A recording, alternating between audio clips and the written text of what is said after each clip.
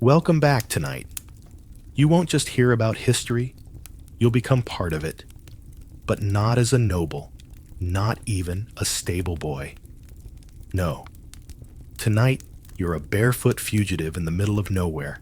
Sometime during a century no one bothered to remember correctly. Your only possessions: one sock and an evolving rash named Kevin. Forget castles, forget glory, forget romanticized tales of medieval honor. This is about waking up in a thorn bush with a mouthful of regret and a beetle judging your breakfast decisions. This is peasant survival. Less chivalry, more chewing bark and crying quietly in a ditch. You probably won't survive a single morning. But don't worry, neither did most of your village.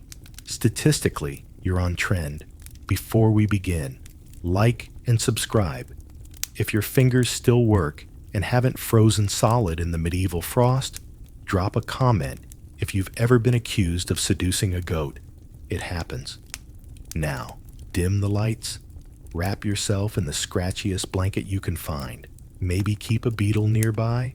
For accuracy, congratulations. You just woke up in 1348. You're cold, you're hungry, and there's a very real chance you're sitting in something that isn't just mud. Let's begin. You wake up because something sharp is in your thigh. It's a thorn bush. You're in it. Naked ambition? No. Just naked ankle and bad decisions.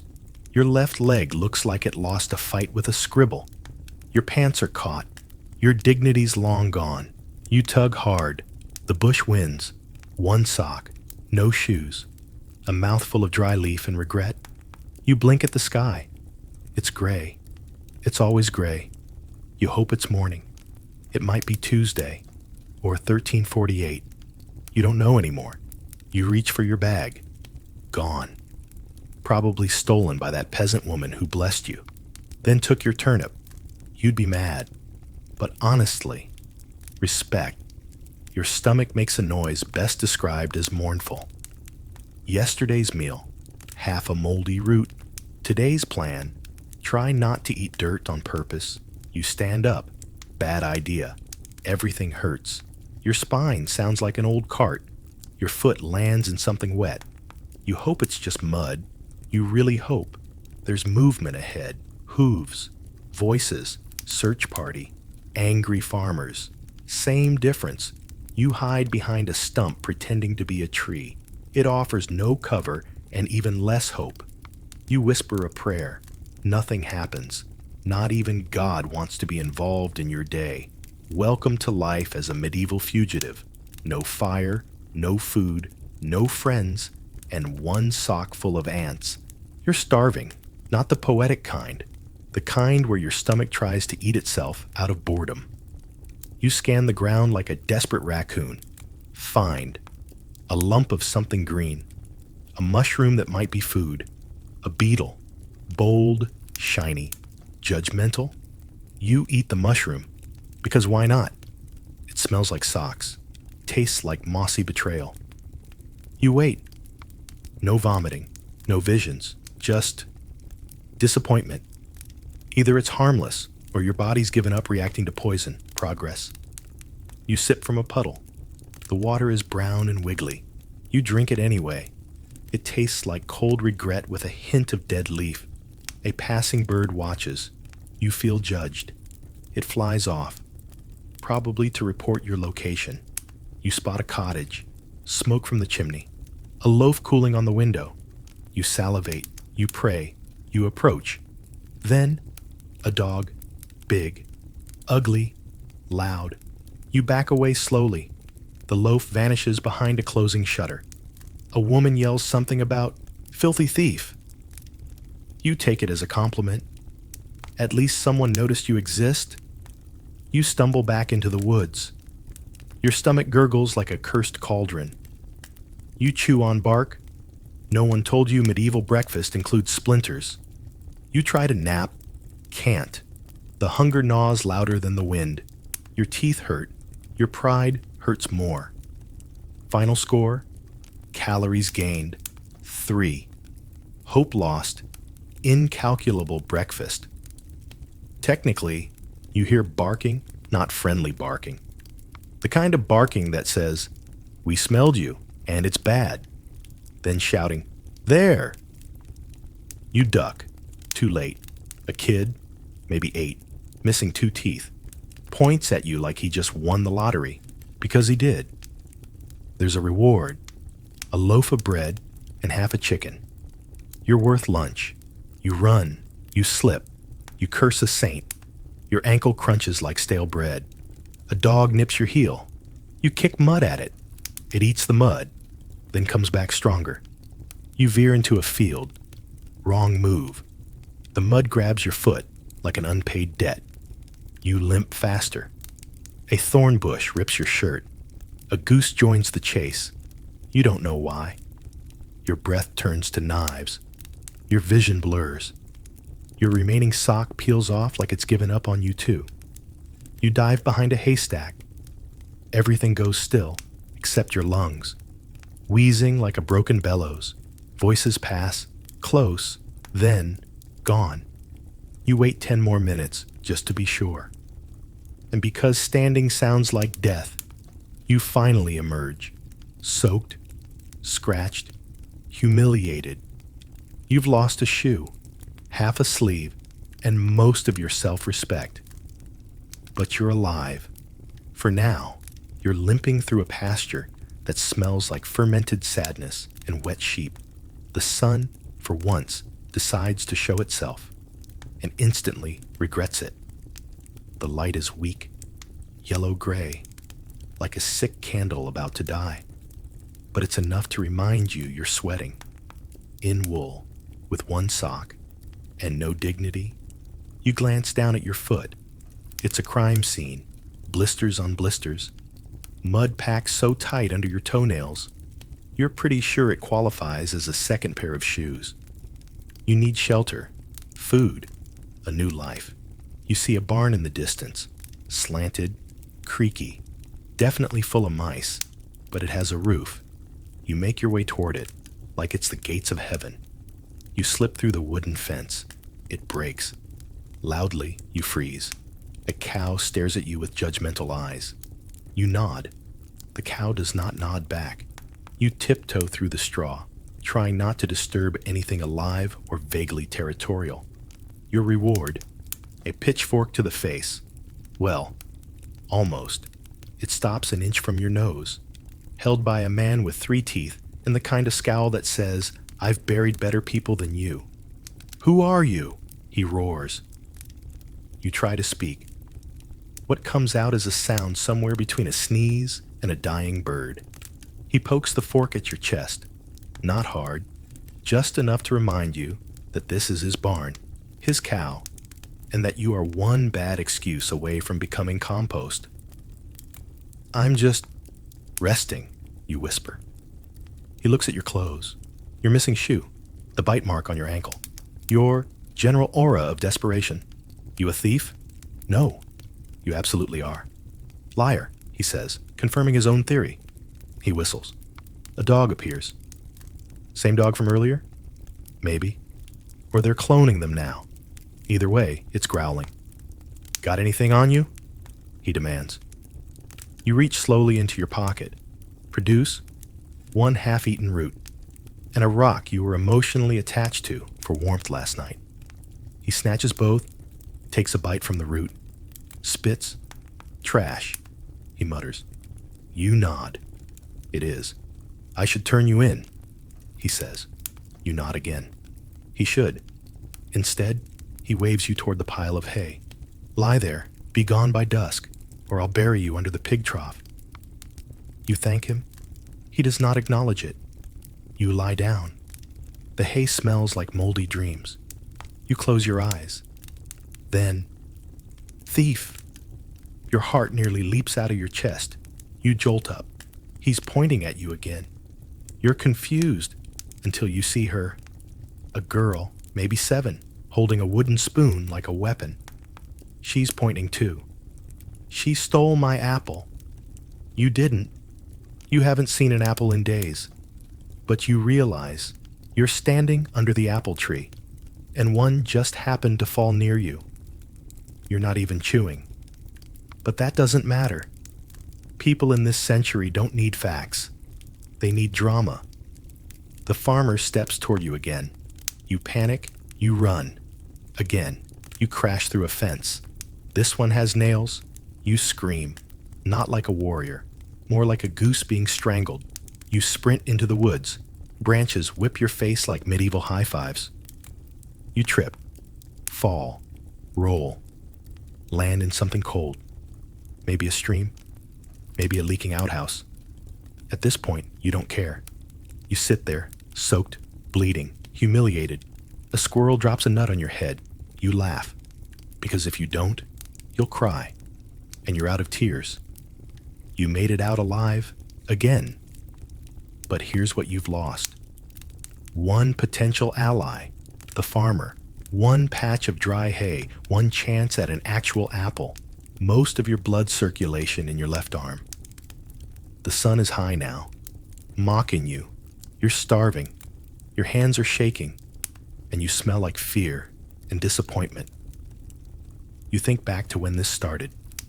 One mistake, one argument, one loaf of bread that wasn't yours.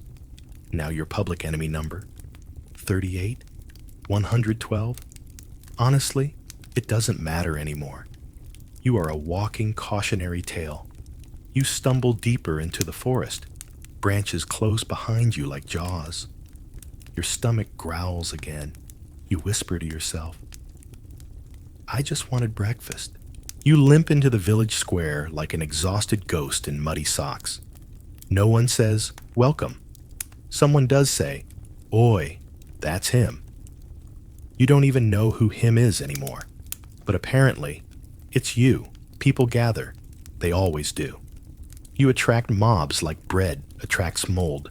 A woman yells, he scared my baby. A man adds, he looked at my soup funny. Another swears you, poisoned his goat, bewitched his daughter, and made the moon flicker. You haven't spoken in hours.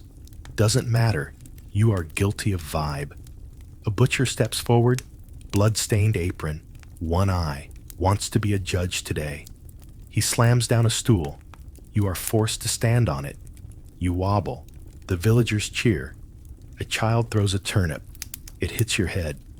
Soft, mushy, surprisingly cold. The butcher raises a sausage like a gavel. We gather here to judge the suspicious stranger. What's his crime? Someone asks. All of them.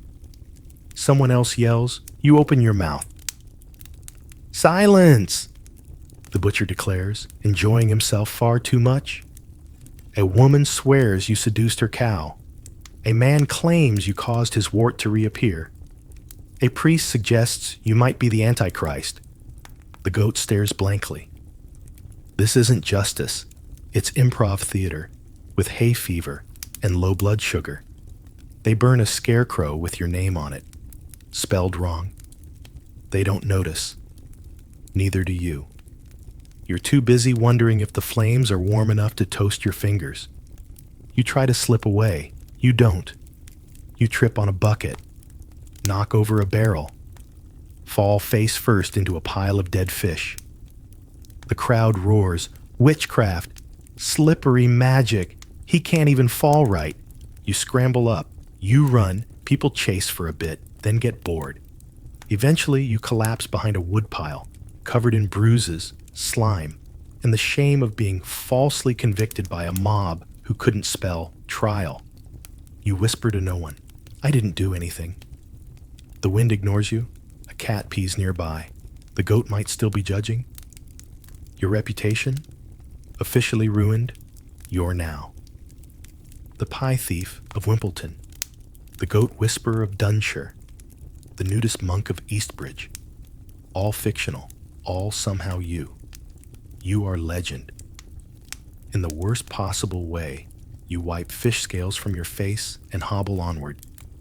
No food, no friends, and a turnip bruise on your temple. Midday is not going well. You walk because there's nowhere to stop. Your legs burn. Your ankles swell. Your feet, they've given up. You're just bones and blisters stuffed inside a single filthy sock, and whatever's left of a shoe that now looks like it's actively plotting your death. Each step is pain, creative pain, not the boring kind. We're talking stabbed by a thorn while stepping in, goose droppings while bleeding from an ear you didn't know could bleed kind of pain. You think you see a well in the distance? Turns out it's a rock shaped like a well. So now you're thirsty and disappointed, which is a nice change from hungry and humiliated. You sit for a moment. Your spine creaks. Your knees sigh. A fly lands on your lip. You don't bother swatting it, honestly. Companionship. You inspect your foot. Huge blister. You poke it. It stares back, offended. On your shin, there's a rash. You name it Kevin. You hate Kevin. You've also developed a boil behind your left ear. It's growing. It pulses. You suspect it might be sentient and plotting your political assassination. You hear bells, church bells, a village nearby. You crawl toward it. Not metaphorically, you actually crawl, because your pride stayed back in the compost pile next to your dignity and sense of purpose. You arrive at the edge of the village, try to look normal, fail spectacularly. A woman glances at you, wrinkles her nose, and says, "Witch." You try to smile. Your lip cracks, bleeds a little. She gasps, runs away. You sigh. Your boil sighs louder. You find a water trough. You dunk your face in it. It tastes like mud, horse backwash, and lukewarm hope. You drink anyway. Your stomach does a backflip and screams in protest. You ignore it. You sit beside the trough, dripping, wheezing, and smelling like plague adjacent. A man walks by, spits near you, not on you. Progress. You try to stand, fall, try again, fall harder. A monk walks past. You beg for food. He hands you a single pea and a prayer. You eat the pea. It rolls off your tongue, gone, unrecoverable. You now have to pretend it gave you strength, because that's all you're allowed. Illusion calories. A child walks up and pokes your rash with a stick. You say nothing, because the boil might retaliate. The child's mother pulls him away. "Don't touch the cursed one," she hisses. You wave. She screams. You stumble away from the road, back to the woods, where trees don't judge. They just drop leaves and sap, and, sometimes, a squirrel directly onto your head. Spoiler, this happens. You collapse at the base of a tree. You think about food, sleep, boiling your last sock for soup. But mostly, you think about who you were before all this. A baker, a traveler, a scholar. No, just a guy who looked at someone's wife too long, or stole the wrong loaf. You don't even remember the exact crime anymore. Now, your entire identity is unwashed mistake in human form. You scratch Kevin. He retaliates by spreading. You whisper, "Tomorrow will be better." The tree drops an acorn on your nose. The sun begins to set. If you can call that smear of orange behind the clouds a sunset, it's more of a surrender. Like the sky gave up, too. You are hungry. Not hungry. Bone deep, gut clawing. Start hallucinating your own thumb as a sausage hungry. Your stomach makes sounds that legally qualify as a distress signal. You wander toward a thatched hut on the edge of the woods. Smoke curls from its chimney. You imagine stew, meat, even vegetables. Okay, maybe just onions, or onion water, or a rumor of onion. You knock, no one answers. You knock again, but softer, so you seem polite. Still nothing. So naturally, you do what any starving medieval peasant would do. You sniff the air and circle around to the back. There's a pot outside, still warm. You peer in. It's not stew. It's something between oatmeal, porridge, and despair. You taste it. Big mistake. It's sour, slimy, and somehow gritty and slippery at the same time. Your tongue tries to leave your mouth, but you swallow it because your standards left hours ago.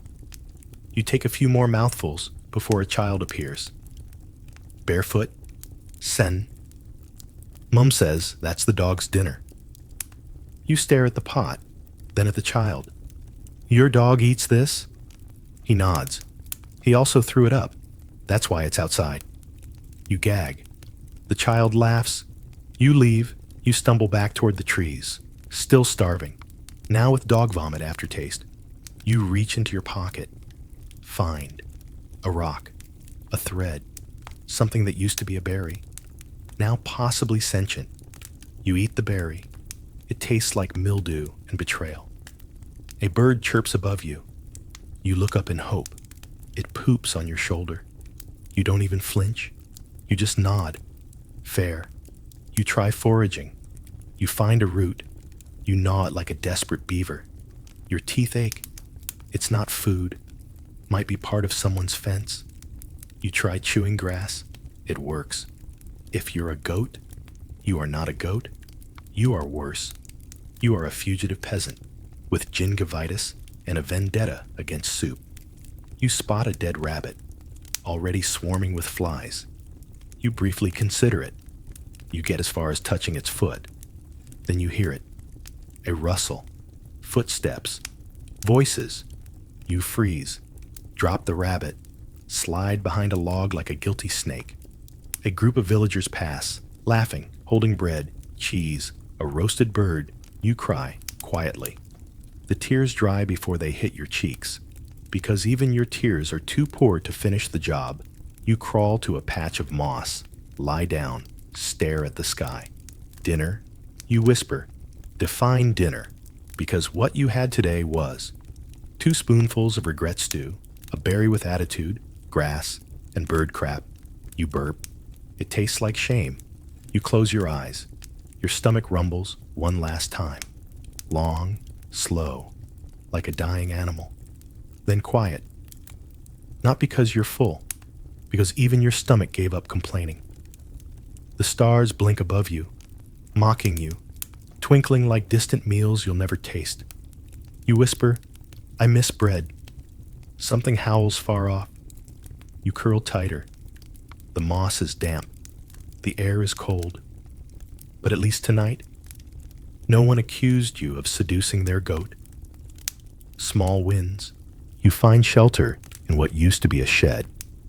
Now it's just 4 walls, half a roof, and a pile of hay that smells like wet regret and goat pee. You decide it's home because you have no standards left, only lower back pain. Inside, there are already 3 bodies. Alive? Probably. Snoring? Definitely. One coughs every 6 seconds. The kind of cough that echoes off the wood and makes your lungs wince sympathetically. You squeeze into a corner. Try to find a patch of hay not damp, moving, or actively biting you. No such patch exists. You lie down anyway. The man closest to you lets out a groan in his sleep. You wait for him to stop. He doesn't. It turns into a moan, then something that might be singing, or summoning death. Hard to tell. Next to him, a woman twitches violently and mutters, Not the spoon! Not again! You don't ask. You try to sleep. Really, you do. But the air smells like someone boiled onions in sweat. The hay pokes every joint you have, and your foot is still buzzing from that time you stepped on a nail. Or maybe a curse. Your stomach growls. Someone else's stomach answers. You're now in conversation with another man's digestive system. You shift slightly. The floor creaks. Someone hisses, Shut it, or I'll gut you in your sleep. You whisper back, Fair. Outside, an owl hoots. Inside, someone farts, then coughs, then farts again, as if offended. The rhythm of the room is snore, cough, moan, wheeze, shift, fart, Repeat. You breathe shallowly, trying not to inhale anyone else's sins. A rat scurries over your foot. You pretend it's a dream. It comes back with a friend. They settle next to your hip like they paid rent. You roll over slightly. They stay. Congratulations. You now have roommates. Someone starts praying. Out loud. In Latin. You're not sure if it's to bless the room or ward off the cough demon. Either way, it doesn't work. The man by the door coughs so hard, something wet lands on the wall. You flinch, quietly, internally, because making noise equals death. You close your eyes again. Try to picture something peaceful. A beach, a fire, a meal without judgment or parasites. You manage to drift, not into sleep, into a blurry in-between where dreams are just fever symptoms and your thoughts smell like mildew. You jolt awake. The coughing stopped. You're not sure if that's good or bad. You look around. No one else stirs. Just heavy breathing, twitching fingers, and one guy scratching himself like he's auditioning to be a flea. You close your eyes again. And finally, maybe, you sleep. Not deeply, not safely, but sleep all the same. You dream of stew. It bites you back. You wake up to something warm and hairy on your chest. At first, you hope it's a blanket. Then you remember, you don't own a blanket. You barely own socks. One sock, singular, and the thing on your chest just moved. You open your eyes slowly. It's a rat, a bold one, sitting on your collarbone like it pays rent, grooming itself, looking into your eyes. Zero fear, zero shame. You do what any rational person would do. You stop breathing and pretend to be dead. The rat yawns. Chews a crumb it found on you, probably the last crumb from your entire existence. Then it climbs down your neck like you're a tree that disappointed it. You exhale, too soon. Now there are two rats, one at your feet, one near your hair. They're not running. They're exploring. Oh, look, a sleeping human carcass buffet. How quaint. You sit up slowly, carefully. The hay rustles.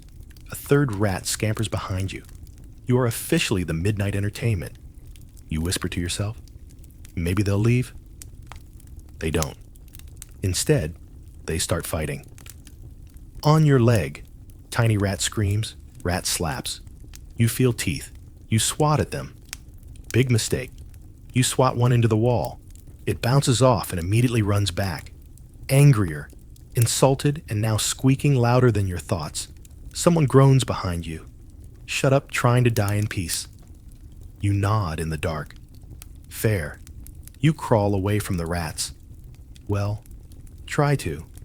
Your knees crunch. Your ankle mutinies. Your hip cracks like old wood. Basically, your body makes more noise than the rats. You crawl toward the wall. A plank with a hole in it seems promising. You nestle there. No hay, no rats. You smile, then feel something soft move under your palm. You've just grabbed a dead bird. Its eye rolls slightly. Or maybe that's your imagination. You let go. Slowly, silently apologize. Shift to the left. Now you're on a damp patch. Of what you don't want to know? The coughing starts again. Deeper this time. More. Final. Someone wheezes like a dying accordion. Another person groans in their sleep. Not again. Not the cheese, you whisper. Me too. The rats return. You feel them around the edge of the room now. Their tiny feet, their judgment. You are not food, but you are close. You hear a squeak near your head. You hold perfectly still. This is now your life. The rat climbs over your shoulder, sniffs your ear, makes a noise of mild disgust. Even the rats are unimpressed by you. You sleep in flashes, seconds here and there, interrupted by cold wind, coughs, or claws. At one point, you dream your soup, just hot broth, floating, peaceful. Then someone dips bread into you and says, "Too salty." You wake up crying. Eventually, dawn starts bleeding into the cracks of the shack, pale, cold, indifferent. The rats scurry back to wherever rats go. You lie still, trembling slightly, unsure if you're awake or just less asleep than before. You sit up. Your back screams. Your neck clicks. Your dignity. Still missing. You survive the night. Kind of. You whisper to no one. Never again. You both know that's a lie. You wake up shivering so hard your teeth knock together like they're trying to start a fire. They don't. The rats are gone. The coughs are quieter. The people in the hut? Either sleeping, dead, or both. You sit up. The air stings your skin like it holds a grudge. Your breath fogs the air in front of you. You watch it vanish. It looks freer than you. You step outside. Instant regret. The world is white, not magical, snow globe white. More like the crops are dead, and you will be too. Kind of white. Snow crunches under your one sock. The other foot? Wrapped in rags, mud, and one increasingly suspicious leaf. Your blisters are now ice sculptures. Your fingers don't bend anymore. You hold them in front of you like wilted carrots. Carrots would be nice. Carrots mean soup. Soup means warmth. You haven't seen any of those things since Chapter 0. The sky is gray, not cloudy, just permanently gray. Like someone smeared wet ash across the heavens and said, "Yep, that'll do." You start walking. Why? You don't know. You just have to. Standing still means death. Moving means slower death. Great choices. Your stomach doesn't growl anymore. It just hums, like a distant memory. You're past hunger now. Now it's just hollow. Your last solid meal. 2 days ago, if you count half a roasted beetle and some mystery broth you found in a shoe print, you do. You find a tree stump. Sit, mistake. Your entire body locks up like medieval software. Now your knees won't bend. Your toes feel theoretical. You try to cry. Nothing comes out. Even your sadness is frozen. In the distance, you hear bells. Church? Funeral? Cows hallucinating? Doesn't matter. No one's coming for you. No one ever did. You keep walking. One foot, then the other, then drag the third one that may or may not still be attached. You pass a cottage, smoke from the chimney. You don't even try to knock. You just sit behind it, like a ghost hoping to be forgotten. A dog barks. You flinch, but no one comes. Eventually, the barking stops. You're too cold to care. Your lips are cracked. Your nose is bleeding. You lick it, salt and shame. You laugh. It comes out as a wheeze. You sound like a haunted accordion. By midday, the sky darkens. Because yes, it's that kind of winter. Light is optional. Hope is not on the menu. You curl beneath a tree, not for shelter, just to give up with structure. The bark scrapes your back. The ground is ice. Your toes are numb. You poke one. No response. You name it. Gregory, say goodbye. You think about warm things. A fire. A loaf of bread. A body next to yours that doesn't cough, fart, or accuse you of goat seduction. You picture stew. A thick, bubbling pot. You close your eyes. You're there. A spoon in your hand. Meat, potato. Maybe even, dare you dream, leeks. Then something drips on your face. You blink. It's melting snow from a branch above. Perfect. Even your dreams get interrupted. You open your eyes. The world is fading at the edges. Not metaphor. Your vision is going gray. You laugh again. It sounds worse this time. You whisper, "I survived the rats, the trial, the dog stew." But winter? Yeah, that makes sense. Your fingers twitch. Not from effort, just spasms, your legs. still there, allegedly. The tree creaks, the wind howls. You close your eyes again, maybe to sleep, maybe not. You whisper into the wind. If you see God, tell him I just wanted soup. You're not sure if your eyes are closed or if the world just went dark. Either way, you can't see much anymore. But that's okay. There's nothing worth looking at. Your breath is shallow, not dramatic, just quieter than usual. Like your body's tired of making the effort. The cold doesn't stab anymore. It just sits inside you, heavy, still, like someone poured snow into your bones and forgot to stir. You lie there under the tree. The sky above you is the same as it always is, colorless, cruel, like it's waiting to see if you'll flinch one last time. You don't. You drift, not fully asleep, not fully awake, just hovering somewhere between frozen consciousness and historical irrelevance. Someone walks by. Or maybe it's a deer. Or a hallucination. They don't stop. Of course not. You are indistinguishable now from any other lump on the roadside. A sack, a stump, a story no one tells. You hear wind, or ghosts, or just your own blood slowing down. Your thoughts stretch. Weird, slow shapes. You remember bread, not a specific loaf. Just the idea of bread. Warm, dense, maybe rye. You remember a face. Could be yours, could be your mother's. You barely recall what a mirror looks like. You remember how this all started. A bad moment, a wrong word, a stolen thing, a lie you didn't tell but got blamed for anyway. You remember running, then running again, then just never stopping. You wonder, briefly, if you vanish here, will the world notice? Probably not. You're not a king, not a knight, not a monk with a name carved into a stone somewhere. You're just a body that didn't die fast enough. A reminder that survival isn't the same as living, not even close. You hear footsteps again, closer. You don't lift your head. Why bother? A voice mutters, just a peasant, and keeps walking. That's your epitaph now. 3 words, no candle, no bell, no burial. You try to sleep again.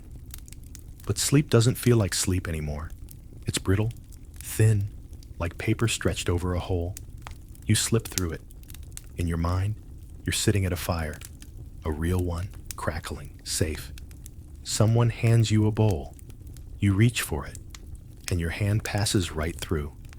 You cough once, dry, hollow, like knocking on the door of a house that doesn't exist. The wind answers. You pretend it's a lullaby.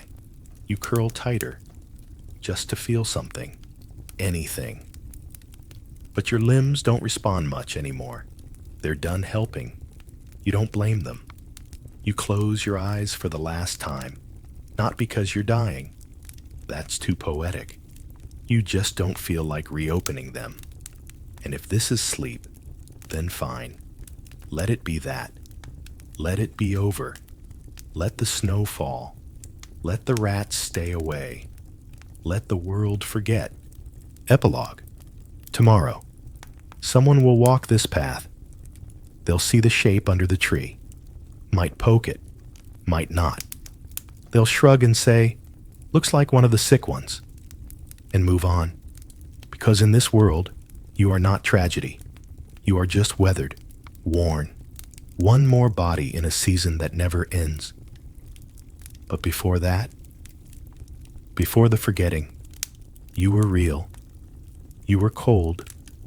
You were hungry. And somehow, you kept going. Until you didn't. You wake up to the sound of something wet, not water. That would be too kind. It's the slurp of a pig nosing through what's left of your dignity. You share a sleeping space with 3 hogs, 2 mice, and a bucket that might once have had a name. The floor is damp straw. The walls are wooden lies. and your blanket smells like old beer and broken promises. Congratulations, you survived another night. Barely. Your bed is a corner of the stable reserved for things considered technically alive. You count as one of those. For now, you try to stretch, but your left leg's asleep and your right leg is being used as a pillow by a goat with abandonment issues. Again, the bells on your cap jingle sarcastically. You are a jester, a fool, a walking punchline in tights that itch like betrayal. Your hat? It's red, yellow, and self-hatred, with a feather that droops harder than your self-esteem. You smell like shame, cabbage, and whatever the cook threw out yesterday. Hopefully soup, probably not. Outside, it's foggy, not the romantic kind, the kind that feels like wet cloth pressing against your eyeballs. Your boots, if they can still be called that, are frozen in place, hugging the muck like they've accepted your fate better than you have. You get up, you slip, you swear, silently, because last time you said it out loud, the stable boy told the priest, and the priest made you confess to a goat. You check your face in a puddle. Bad idea. It reflects not just your features, but every life decision that got you here. Then comes the knock. 2 short raps. Your signal. Time to bring joy to the nobles. Which means time to make yourself the joke. Again and again and again. You sigh, put on your jingle hat, and step out into the gray. The pig snorts behind you, as if to say, break a leg. If only, the kitchen smells like scorched oats and authority issues. You arrive just in time to be ignored. The cook, a man built like a boiled turnip, looks you over and gestures at a chipped bowl near the floor. That one's yours, he mutters, like it's a curse. Inside, half a ladle of something porridge adjacent. It jiggles when you move it. You're not sure food should jiggle before it's in your stomach. You sit on the ground. Jesters aren't allowed at the table. A boy walks by and drops a crust of bread at your feet like he's feeding a squirrel. You thank him. He laughs. Wasn't for you. Okay.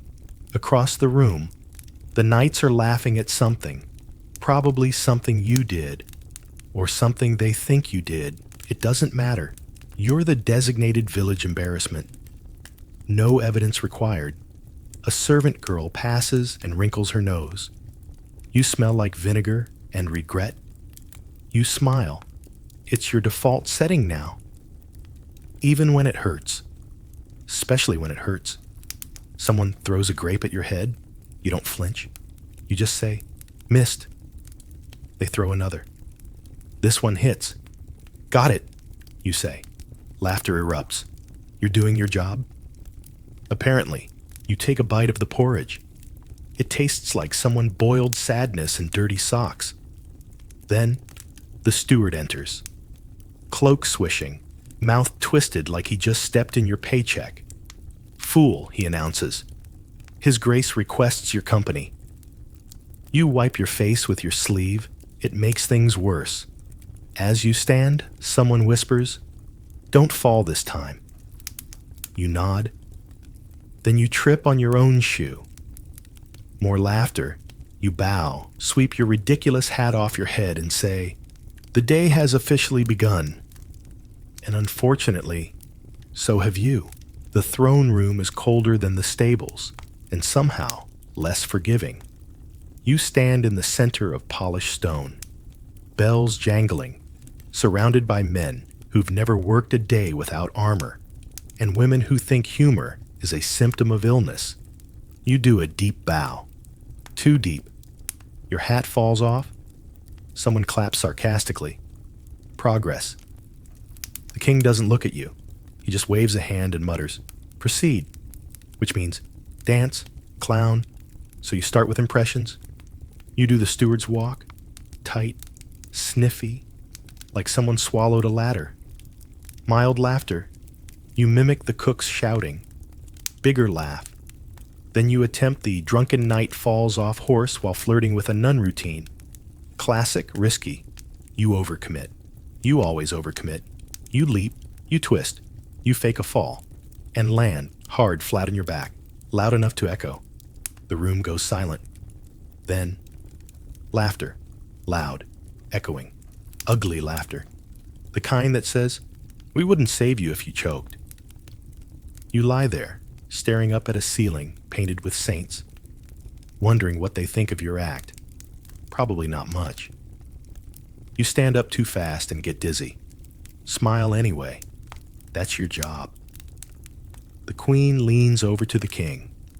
"Do another one," she whispers, like you're a wind-up toy. You pretend not to hear it, but you do. You always do. You juggle apples next. One is rotten. It bursts midair. Pulp hits a noble in the face. He laughs. You live. Then the king waves again. The performance is over. You bow. This time, you hold your hat. On the way out, the steward whispers, "Better than yesterday." You nod. Didn't cry this time. Barely. You are not invited to the feast. You are included, like a stain is included on a favorite shirt. You are tolerated. Decor. Distraction. The medieval equivalent of background music with low self-esteem. By the time you arrive, the nobles are already 2 goblets deep in bad decisions. The roast pig is glistening on the table like it's been lacquered with envy. Honey glazes drip down its sides. It looks better than you ever will. You shuffle into your designated corner, just behind the last harpist, near the rushes where a chamber pot was definitely spilled this morning. The steward sees you and nods. Barely. "Time to be amusing," he says, like it's your curse word. You smile. You always smile, even when your stomach is howling like a banshee stuck in a bread oven. Even when your feet are soaked and one of your bells fell off into the latrine and you still had to retrieve it because it's part of the costume. You take a deep breath. A mistake. The room smells like sweat, garlic, and expectations. Then you begin. A jig, of course, because if there's one thing this audience loves, it's watching someone struggle to look joyful while failing at balance and dignity. Your shoes squeak on the stone floor. You slip once, catch yourself with a twirl. Accidental flare. They cheer. One knight shouts, "Do the pig voice again." You oblige, you oink, you squeal, you crawl across the floor with a snort so perfect, the cook peeks in from the hallway with genuine concern. More laughter. The duke's daughter claps and throws a fig at your head. You catch it in your mouth. On instinct, big cheer, another fig follows, then a pear. The third is a chicken bone. You don't catch that one. You wipe the grease off your cheek with the only clean part of your sleeve. Spoiler, it's not clean anymore. A nobleman stands and declares, "Let the fool recite poetry." You groan inside. Out loud you say, "But of course, my lord, would you like tragedy, romance, or bowel-related ecclesiastical commentary?" He chooses the last one. You drop into a deep, mock-serious tone. There once was a bishop from Kent, whose sermons were fervently bent, but behind the big blessing, he was constantly pressing, for nature was never content. Laughter erupts. Even the queen snorts. The bishop, 10 feet away, is not laughing. He lifts his goblet, glares into it like it personally betrayed him, then hurls a soft pear in your direction. It hits you with all the force of passive aggression. You bow deeply, your nose bleeding fig juice. Then comes the interactive portion of your humiliation. The king's cousin, slurring and slouched, decides that chess is boring unless the board can squeak, which is where you come in. You lie down on the cold stone floor. They place fruits on you as pieces, apples for pawns. pears for bishops, 1 angry crabapple for the queen. Every time someone says, check, someone slaps your ankle. Every time someone says, checkmate, someone slaps the other ankle. By the time the match ends, no one wins, no one knows the rules.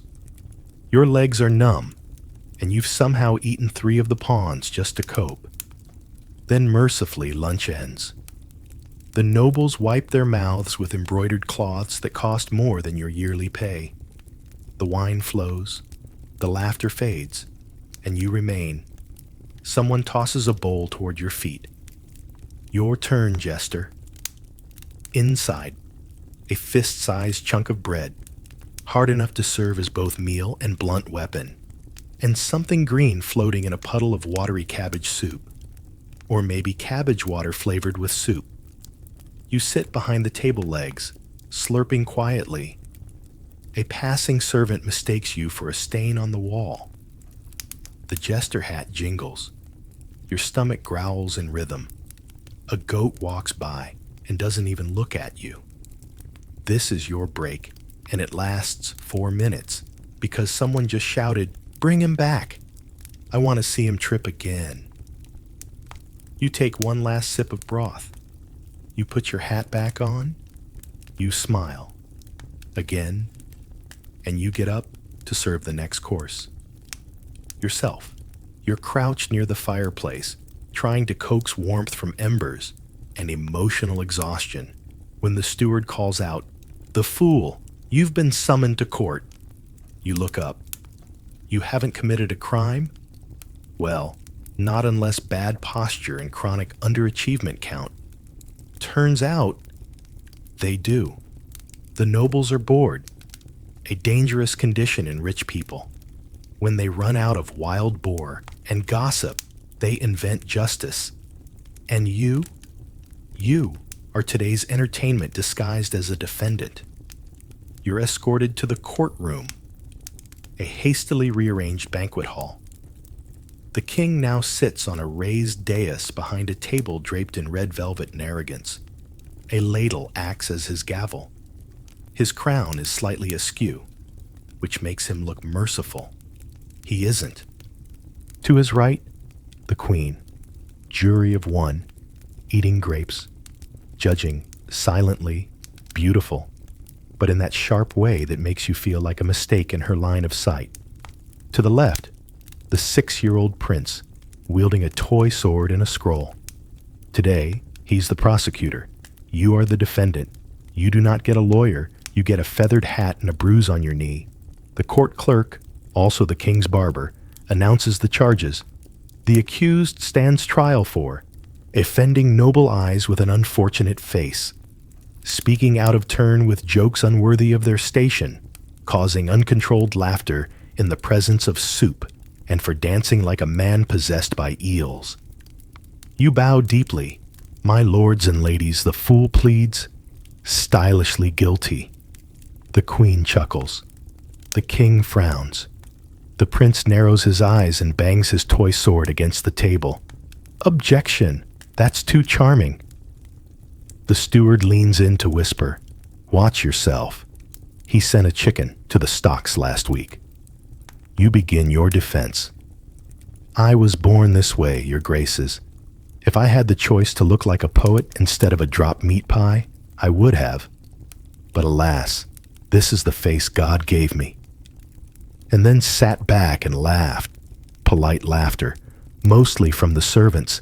The queen hides a smile behind her goblet. The prince rises. He is 4 feet tall and full of fury. "Your Honor," he squeaks, "this jester mocked me.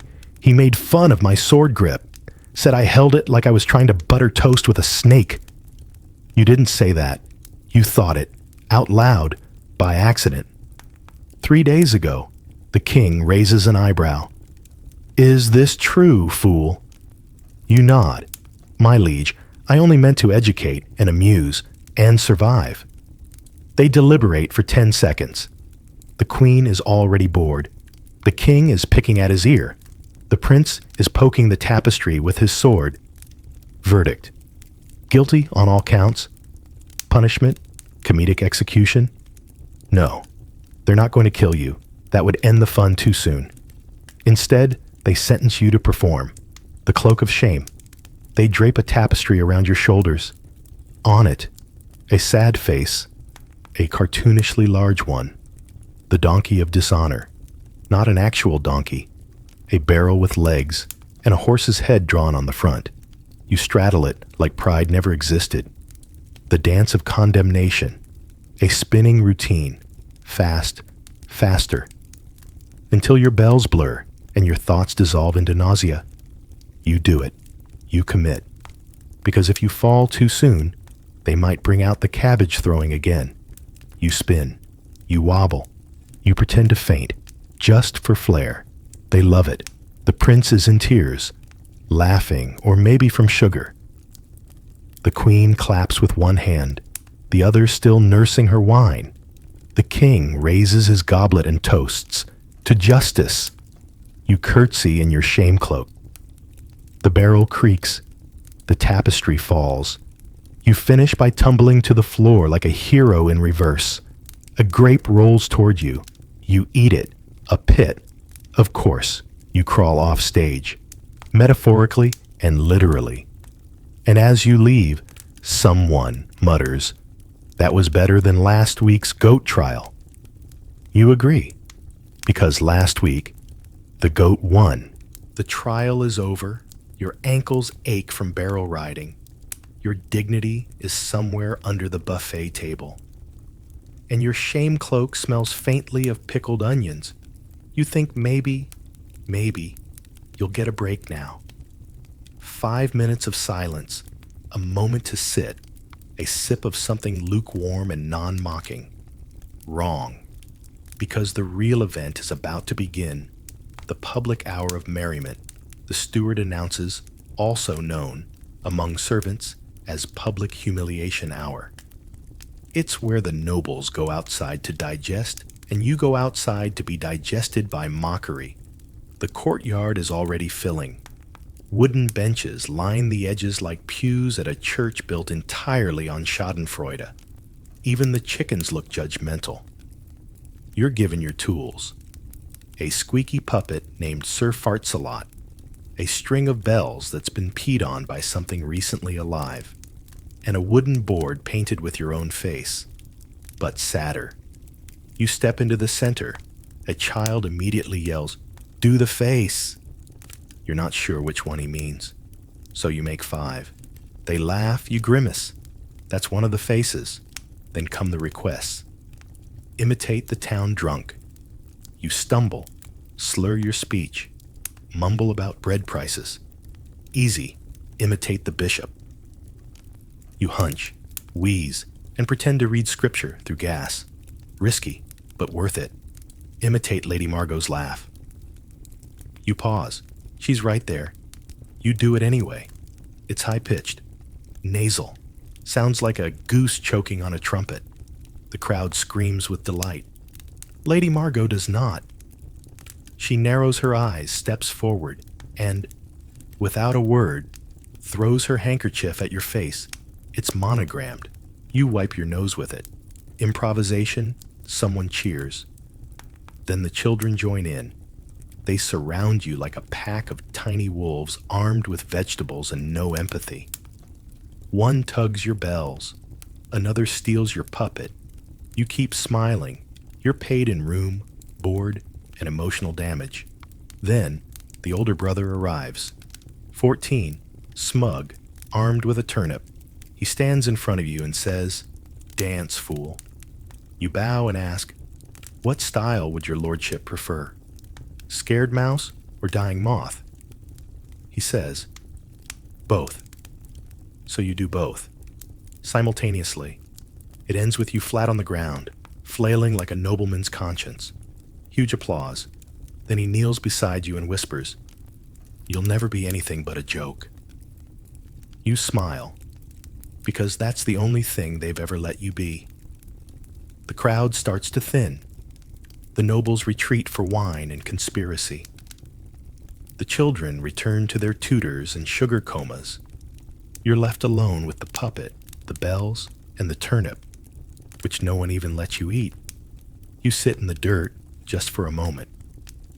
The puppet falls over beside you, its painted eyes staring into nothing. You sigh.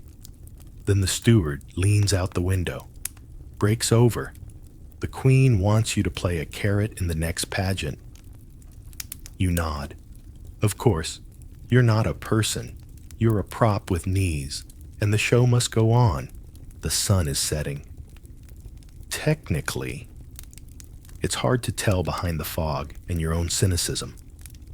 Your shadow stretches across the courtyard like it's trying to escape you. It can't. Neither can you. You limp toward the kitchen, where the scent of roasted meat dances just far enough away to be insulting. Your stomach rumbles like distant thunder. No one hears it but you. Inside the kitchen, there's warmth. Yes, but not for you. The fire crackles. The stew bubbles. The cook glares. You again? He mutters. You nod. That's usually safest. He gestures toward a wooden bowl on a shelf just above the dog dish. You reach up and grab it. It's light. Inside, 3 peas. One of them looks suspiciously like a beetle in disguise. Next to it, a crust of bread, so stale it could be used in castle defense. You take a bite anyway. It fights back. You glance longingly at the roasted bird spinning above the hearth, golden skin, glazed with honey, stuffed with something aromatic and unjust. The cook notices. Not for jesters, he says flatly without even turning around. That's for people who are born right. You chew in silence. The bread cuts your gums slightly. You swallow the beetle pea. Maybe it's protein. Maybe it's punishment. Probably both. You sit on a crate. A rat crawls over your foot and doesn't even acknowledge you. Even the vermin have moved on. In the corner, a servant girl peeks in and offers you a wink. You smile. She wasn't winking. She had something in her eye. You go outside to eat the rest of your meal under the open sky, which feels more like a judgmental ceiling. The wind picks up. It carries the sound of laughter from the great hall. Rich, full-bellied, wine-drenched laughter. They're reenacting the bishop poem. Without you, they've memorized your lines, your rhythm, your humiliation. You were the opening act. Now you're not even needed to mock yourself. You finish your dinner with a sigh, which is to say, you lick the inside of the bowl, just in case flavor was hiding in the corners. Nothing. Then you curl up in your usual sleeping spot. Behind the pigsty, between the stacked firewood and the regret. The ground is hard. The night is colder than honesty. And the only thing on the menu now is sleep. If you're lucky, but you won't be, because the rats haven't had their dinner yet. You don't sleep in a bed. Beds are for knights, nobles, and people whose names someone remembers when they leave a room. You sleep in what was once a woodshed. Now it's a fool's tomb with a leaky roof. The straw is damp, always damp, like it's been crying since autumn and hasn't stopped. You lie on your side to avoid the worst of the rot, a losing battle. Everything here is moist in the way that suggests mold with ambition. You use your cloak as a blanket. It smells like the kitchen floor, and something beneath it wriggles. You do not investigate. The rats are here already, 3 of them tonight. You've named them. Sir Chews-a-lot. Lives near your feet. Eats everything except despair. Margot. Missing one ear. Hates you, probably rightly, Bishop. Drools. Might be part possum. You're not sure. They don't bother you anymore. They're the most consistent relationships in your life. You curl into yourself, arms around knees, trying to hold the heat in. Your bones creak like old furniture. Your joints mutter complaints you can't afford to listen to. Outside, The wind howls like someone trying to remember your name and failing. Inside, someone coughs, not you. Someone on the other side of the shed wall. The cough doesn't stop. It rattles. It wheezes. It gurgles at the end like something's unspooling. No one checks. You roll over, pretending not to hear it. You've learned not to care too loudly. Your hat, soaked from the day's sweat and shame, lies beside you like a dog that's forgotten how to love. You close your eyes. You try to dream, but dreams don't visit fools, not without payment. And you've spent every ounce of hope buying time in a world that rents dignity by the hour. Margot crawls across your chest. You don't move. Let her. At least someone still knows you're here. You're not asleep. But you're not awake either. You're trapped in the gray space where hope goes to die. Your body lies on that damp straw, but your mind is somewhere else. Somewhere you haven't been since you were a child, and someone read you a bedtime story. You try to recall what a pleasant thought feels like. A warm blanket, a soft pillow, a world where laughter isn't ammunition. Instead, your memory gives you the taste of stale bread and the echo of yesterday's giggles, the ones directed at you, not with you. Your eyes drift open, then shut again, as if the world outside your lids is too cruel to face twice. You hear footsteps, soft, careful, a pair of boots outside the shed, pacing. They stop. Someone is listening. You thought it was the stable hand, but the muzzle of a candle appears under the crack of the door. A face you don't know, half lit by wax, stubble, and sadness. They cough. You cough back. No shame. You've shared worse. They slip something through the crack. A loaf, small, rubbery, but a loaf. Your heart stutters. Your stomach screams. Miracle. Your face betrays you. They see. They back away. No words, just a nod. They close the door. You hold the loaf like it's a newborn. It smells like possibility, like kindness. But kindness is dangerous. You break off a piece. Taste, yeast, and mercy. Tears, not yours. You press the loaf to your cheek. It's warmer than your blanket. Warmer than any memory you have. You curl around it, half hoping it will protect you. Maybe you'll dream of bread fields, of kitchens overflowing, of a life where your name means something, but you don't. Dreams are off limits. Not here, not now. You swallow the last crumb, and with it, your last glimpse of hope. You lie back.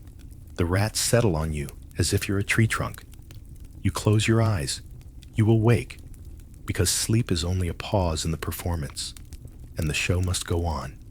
Tomorrow, you'll rise again. Shake off the crumbs, put on your bells, and let them laugh, because you survive. Barely, but you survive.